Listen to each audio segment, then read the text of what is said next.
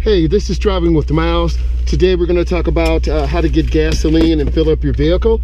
So I'm going to go ahead and go inside. The key's in my pocket. I have a fob. My fuel door is already open. So you want to have your money in your hand because people will try to take your money. So you want to walk around and come in. You want to look at your car number. I'm in 7.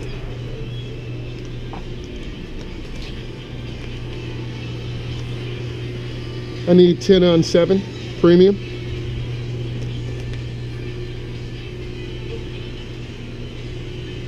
Premium on 7. Yes, sir. Whoa! Boy, oh boy.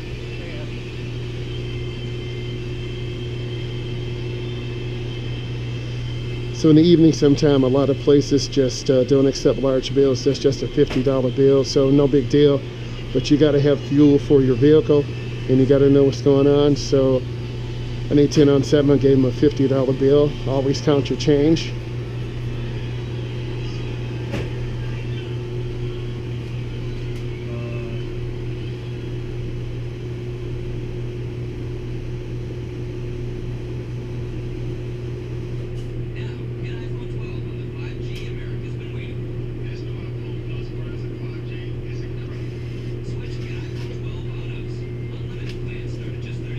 Thank you, brother. Okay. Appreciate you. You're very welcome.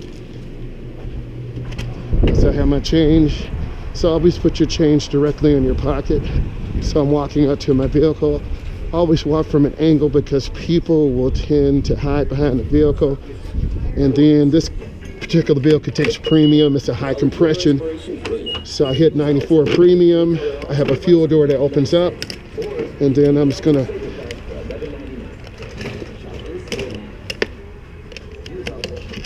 go ahead and put that in, and then you squeeze it, and this allows the fuel to come, and then you see the amount. I kind of like to look around because people can walk up on you, so you always want to be aware of what's going on, and always be aware of your surroundings. I always teach my students this. So you want to be safe, you want to be aware of what's going on, and always look around. We just put a little dot of gas in, so you know, when you have high performance vehicles, you're used to the power, you're used to the performance, so you don't never really need to just go all out and go crazy. There's a time and a place for everything, so that'll be another story later on. So I'm full, and then I close the fuel door up and lock it, and then I have a key fob, so I'm getting back into the vehicle. And because I'm tall, I slide in sideways, so you'll bang your knee. So my vehicle started up. I'm checking my gauges to make sure we're good. And obviously this vehicle has heated seats, heated steering wheel. And then what I'm gonna do is just load up the SRT pages again for you guys and ladies. I want you to see what's going on so you know. It does load a little bit slow. So when you're in your vehicle, you just wanna look around because people are walking in, people are leaving, and you just wanna be aware of what's going on and be safe. On my dashboard, you see my tachometer to the left. You see my digital board that tells us obviously we're not moving. This has a different menu. We have a little bit of fuel in here. So I'm gonna go ahead and put it in drive, and I'm always looking around because gas stations are very dangerous places for people to be. And I'm just going safely, looking ahead. Just turning wheel out nice and slow. And I'm gonna hit the SRT pages because I want you guys to see this. The car's still a little bit cold, so you always wanna, warm up your vehicle. I'm coming to the edge, looking left, looking right, looking left. Make that turn. Let's go out slow. And these are the SRT pages. I just wanna go to gauges right now. So I'm looking left, and I just wait because I see 2 vehicles coming. And this is what you really have to work on. If you really want to be a good driver, you practice. And I'm just going to go ahead and wait. So this is the most important thing when you look through your window and check your traffic. So the cars went by, I turn into the nearest lane. And this car, has some modifications to it. So I'm right about at 50, just barely popped the gas, and I'm just taking my time. You don't have anything to prove. I'm looking over my left shoulder, get us over one lane to the left. cancel my blinker. So when you drive for a certain amount of time, you're used to your vehicle, you know how it responds, you know what it does. At this light, I'm gonna go ahead and make a left turn. So I'm waiting for the line to be broken, and I'm turning on my left turn signal. And then you'll see the line broken in a minute. And then I merge in, and then I'm in. This is to protect the left-hand turn. So this means that cross traffic will be waiting for us to make our turn. It'll blink, and then if traffic is clear, we can make that left-hand turn. If it's not, it would just be a solid red. Every intersection is different. And looking back at the SRT pages, my oil pressure has dropped down, which is fine. My temperature's up to 181 degrees, and my battery voltage is 14.3. So everything is looking good here.